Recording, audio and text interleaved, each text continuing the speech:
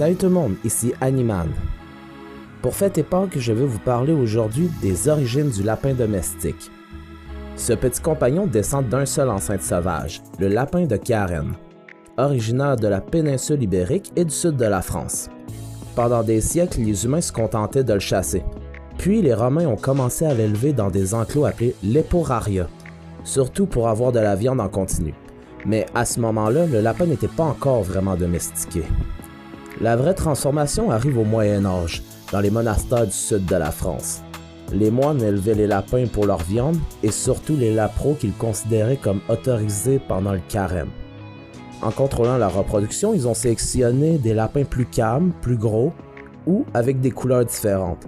C'est là que le lapin devient un véritable animal domestique. À partir du 16e siècle, les races se multiplient. Au 19e siècle, la sélection s'accélère avec l'industrialisation et les expositions animales.